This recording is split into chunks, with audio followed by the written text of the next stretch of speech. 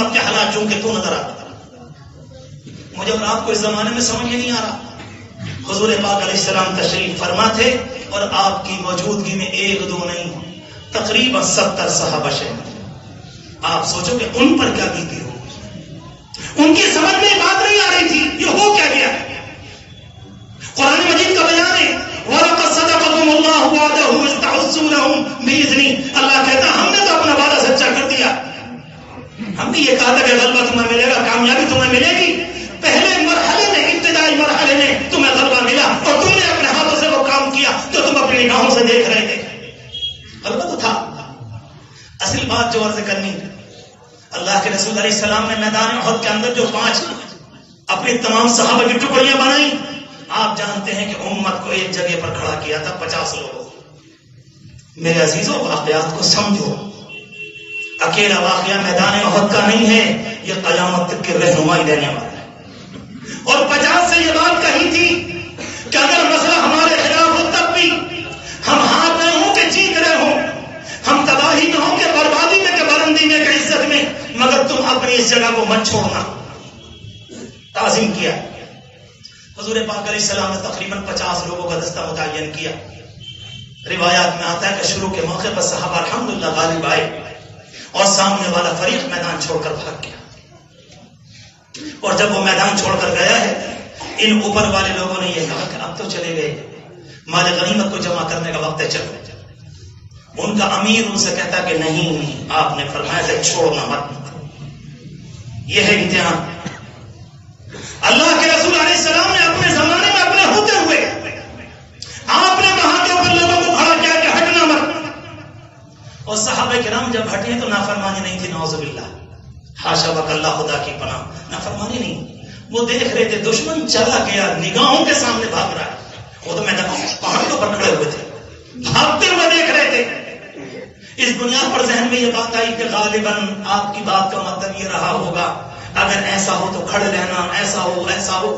ایسے موقع پر انسانوں کو ذہن میں آتی خیال کیوں نہیں آتے؟ مجھے اور آپ کو یاد ہے, ہمارے گھر میں کوئی بیمار ہوتا ہم کہتے ہیں اسے دکھلاؤ اسے دکھلاؤ اسے دکھلاؤ, ہمارے دن سوچتے رہتے ہیں. یہ تو حالات ہوتے. حضور پاک علیہ السلام نے فرمایا تھا صحابہ کرام میں 12 لوگ وہاں رکے اور باقی میدان سے وہاں سے اتر کر نیچے اترے. میں آپ سے معلوم کرنا چاہتا ہوں کہ میدان احد میں 1000 تھے, میدان احد میں صرف 1000 تھے. اور جیسے ہی میدان احد قریب آیا تو منافقین کا سردار تقریباً 1-2 نہیں اپنے 300 کے جتھے کو لے کر علیحدہ ہو گیا کہ جی آپ نے ہماری نہ مانی, اپنے ساتھیوں کی مانی, ہم چلے, ہم نہیں دیں گے آپ کا ساتھ. کتنے رہ گئے؟ اور ان میں سے آپ نے 50 اوپر کھڑے کیے تھے. ان 50 میں سے اتر کر 40, بعض جگہ 38, بعض جگہ کم زیادہ کی مقدار آئی, یہ اتر کر نیچے آ گئے اور وہاں پر 10 یا 12 کھڑے ہوئے. میرے عزیزوں آپ تو ماشاءاللہ کیلکولیٹر کے زمانے میں ہو.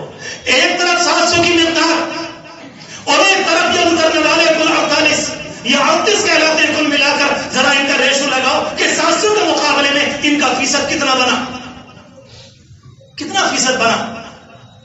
اگر 1000 کو 20 جگہ تقسیم کریں تو 20 میں حصہ 50 اور 700 کو تقسیم کیجئے کرتے کرتے آ جائیے گا 38 کتنا بنے گا. یہ تو 20 سے بھی کم بنا, 20 میں حصے سے بھی اور نیچے اور نیچے اور نیچے آئیے. سب کے سب ماشاءاللہ ماہر بیٹھے مرادآباد کے. میں صرف ایک بات کہنا چاہتا ہوں, نبی کی موجودگی میں اگر اس زمانے کے اندر, نبی کی موجودگی میں اس زمانے میں اگر اتنا والا ریشو یا اتنا فیصد یا اتنا تناسب اس زمانے کے اندر اگر ایک چوک کی بنیاد پر یہ تباہی لا سکتا ہے کہ آپ کے ہوتے ہوئے 70 صحابہ چلے گئے, اگر میں نے اور آپ نے سرحدیں چھوڑی تو یاد رکھنا ایک نہ بچے گا. مسئلے کو سمجھو. مسئلہ یہ ہے آپ نے امت کو کھڑا کیا ہے کہاں کی سرحد پر کہ یہ تمہارے علم کی سرحد ہے, یہ تمہاری پاک دامنی کی سرحد ہے, یہ تمہارے بچوں کی تربیت کی سرحد ہے, یہ تمہاری حفاظت کی سرحد ہے, اور یہ تمہاری پاک دامنی اور یہ تمہاری بچیوں کے کردار کی سرحد. اگر امت ان سرحدوں کو چھوڑے گی تو پھر یاد رکھنا ہمارے آپ کے سامنے صبر بھی ذبح ہوگا, حیا بھی ذبح ہوگی, اور دنیا وہ حالات دیکھے گی جو دنیا کے تصور میں کبھی نہ رہے. کیا ہوگا؟ اکیلا مسئلہ قرآن مجید کا یہی تو نہیں کہ حضور پاک علیہ الصلوۃ والسلام کے زمانے میں حالات آ گئے اور بات ختم ہو گئی. کہ نعوذ باللہ قرآن مجید کوئی افسانے کی کتاب ہے کیا کہ کبھی مجھے اور آپ کو یہ واقعہ سنایا, کبھی یہ والا کبھی یہ والا, اس کے بعد دوسرا اور تیسرا چوتھا. مسئلہ یہ نہیں ہے, نہیں مسئلہ یہ نہیں. اللہ کے رسول علیہ الصلوۃ والسلام کے متعلق حدیث شریف میں آتا ہے کہ اس موقع پر آپ کی بھی چوٹ لگی, صحابہ آپ کو لے گئے, مگر حدیث کہتی ہے کہ اس دن فجر کی نماز بھی پڑھی, اور جب آپ زخموں سے چور چور تھے, چٹائی کو جلا کر آپ کے زخم کی جگہ پر لگائی جا رہی تھی وہ رات, اس وقت جو نماز کا وقت آیا اللہ کے رسول علیہ السلام نے اس نماز کو بھی ادا کیا, اس نماز کو بھی. ہم تو سرحد کے محافظ ہیں, سرحد کے محافظ. اور یاد رکھیے اگر آپ نے سرحد کی حفاظت نہ کی, نہ ہم بچیں گے نہ آپ بچیں گے. حضرت عمرو بن العاص نے جس زمانے میں مصر کو فتح کیا, حضور پاک علیہ السلام کے زمانے کے بعد اور جب مصر میں پہنچے اور جا کر الحمدللہ پورا اسلامی حلقہ اور پوری اسلامی تعلیم اور اسلام کا تسلط اور اسلام کا نظام اس زمانے کا غالب آ گیا مصر میں. آپ نے سب کو جمع کیا اپنی فوج کو, اور کیا فرمایا تھا, انتم فی رباط دائم, انتم فی رباط دائم. اے امت, اے میرے ساتھیوں, تم سرحد کے اوپر کھڑے ہو. یاد رکھنا اگر آنکھ میچی اور تمہاری آنکھ جھپکی, ساری دنیا تمہاری طرف کو منہ کیے بیٹھی ہے, تمہارے وجود کو مٹا دے گی. انتم فی رباط دائم. یہ ہمارے عزیز عربی طلبہ, یہ عربی جاننے والے طلبہ سمجھتے ہیں اس جملے میں کتنی گہرائی, کیونکہ وہ جانتے تھے کہ مصر آج فتح ہو گیا, مگر مصر کے چاروں طرف رومن امپائر, اور اس زمانے میں سارے کا سارا نظام تھا کہ اگر تمہیں اپنی تہذیب کی جانب سے, اپنے کردار کی جانب سے, اپنے رہائش کی جانب سے, اپنے طور طریق کی جانب سے, اپنے نظام زندگی کی جانب سے اگر تم نے اپنی آنکھوں کو نیچا کیا تو یاد رکھنا یہ باطل تمہیں ختم کر دے گا. اس لیے تو حدیث شریف میں آتا ہے حضرت عمر رضی اللہ تعالیٰ عنہ نے اپنے زمانے میں ایران کے علاقے میں, دوسرے علاقے میں جن صحابہ کو بھیجا, کچھ زمانے کے بعد پتا چلا کہیں 5 مہینے, کہیں 8 مہینے, کہیں 1 سال, کہیں کچھ کم کہیں زیادہ, یہاں سے خط گیا اور کیا لکھا جوانوں کو کہ میرے فوجیوں, میرے جوانوں, جب مدینے کو لوٹ کر آؤ میں تمہارے پاؤں میں مدینے کے چپل دیکھوں, ایران کے چپل نہ ہوں. ہائے نگاہ فاروقی, نگاہ فاروقی.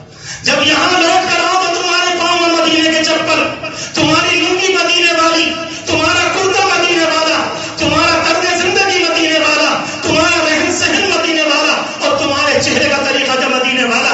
اگر تم اس سے ہٹ گئے تو میں یہ سمجھوں گا تم گئے تھے ایران دنیا کو جہنم سے نکالنے کے لیے, مگر تم ان کی تہذیب سے متاثر ہو گئے.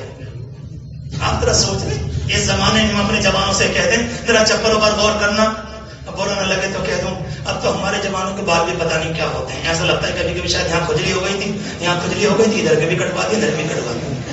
میں تو اپنے یہاں کہتا ہوں اپنے عزیزوں سے بھائی کم از کم چہرہ تو دیکھ لیا ہوتا ہے, ہاں کچھ تو دیکھو اللہ کے بندو. یا ہمیں تمہارے چہرے کو دیکھیں گے, تم بھی تو غور کرو ذرا, کیا اس سے بڑی کوئی غلامی ہو سکتی ہے دنیا؟ وہ اسلام جس کا مطالبہ یہ تھا کہ تم چپل نہ چھوڑنا, ہم نے غیروں کی بنیاد پر چہرے بدل دیے. میرے عزیزوں, میں کوئی دل توڑنے نہیں آیا, میں صرف یہ کہنا چاہتا تھا کہ اللہ تبارک و تعالیٰ نے ہمیں اور آپ کو ربیع الاول دیا, اسے صحیح طریقے پر استعمال کرو. مجھے معلوم ہے کہ آپ کی اس مسجد کا پروگرام بہت ہی بابرکت ماشاءاللہ, بڑی الحمدللہ سبق لیے ہوئے, بڑے نظام کو لیے ہوئے, اپنے اندر تبدیلی, مگر بنیادی طور پر ایک بات طے کرو کہ آیا ہمارے لیے اس زمانے میں مطالبہ کیا ہے.